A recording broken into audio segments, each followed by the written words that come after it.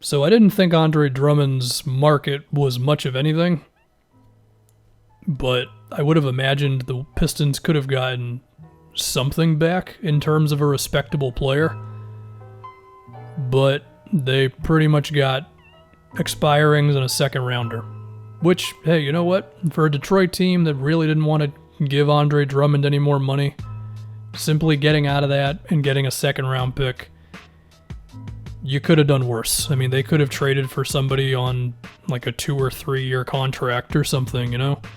They're away from Drummond, and that's probably a positive for them at the end of the day. That's about all I have to say for the Pistons. This is all about Drummond and the Cavs. There's not going to be a second Drummond-related video. Cleveland took on Andre Drummond.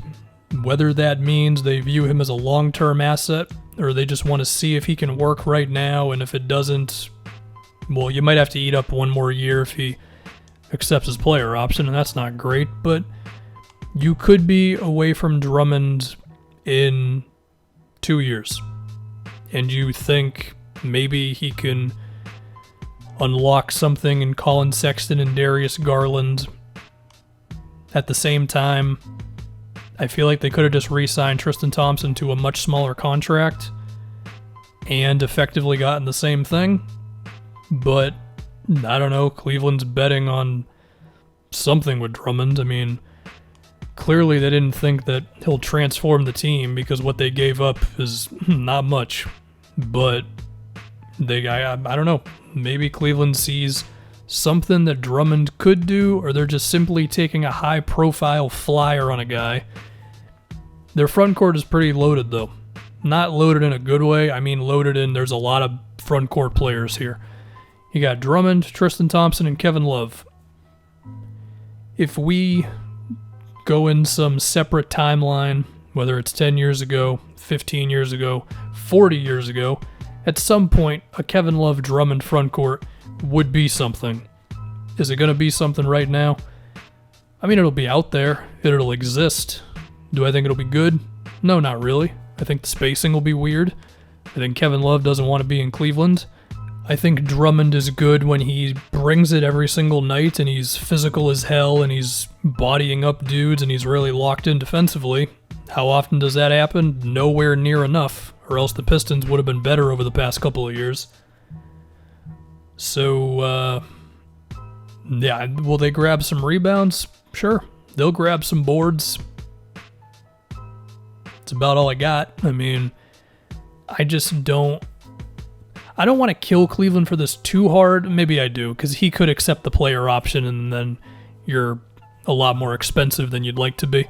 But it's, what would it be, 1 extra year if he accepts it? If he declines it, then beautiful, I guess. Although you lost a second. But if he accepts it, it's like not the worst thing in the world, and I guess I will attempt to be nice to Drummond and everybody else in this Cavs team for the rest of the video. Maybe Drummond and Sexton and Garland can have some pick and roll attack. And maybe they can even run some horn sets with him and Kevin Love, where you got the one dude who can space out, and Drummond at times has shown an ability to be a passer. I mean, he did have a stretch where he was getting like 3-4 assists a game before Blake Griffin showed up, and we stopped seeing Drummond doing the elbow touches and throwing to cutters thing completely. So maybe that comes back for Cleveland, and you can have some benefits for Garland and Sexton off of that, and Drummond can screen for those guys and catch some alley-oops, and maybe you could be some sort of a rebounding force with Drummond and Kevin Love out there. I mean, you'd have to attack the offensive glass a lot, like a lot, but maybe there's something there. I mean, I think offensive rebounding definitely still has value, and I guess it's possible that if you are obscenely good at it while being respectable defensively, that comes out as being a net positive. That is about all I got. I think the next thing that I think about is just Drummond's future in general, because this continues to really be interesting to me Drummond's contract and his value around the league, and we saw from this it's not very high. And I guess Cleveland could be setting themselves up for re-signing Drummond to a pretty cheap contract. If it was going to come to that and Drummond and his agent felt that he was going to have to take a big pay cut, then of course they would accept the player option. But I mean, there's a world in which Drummond, after he accepts the option, probably is making like $14 million a year, you know?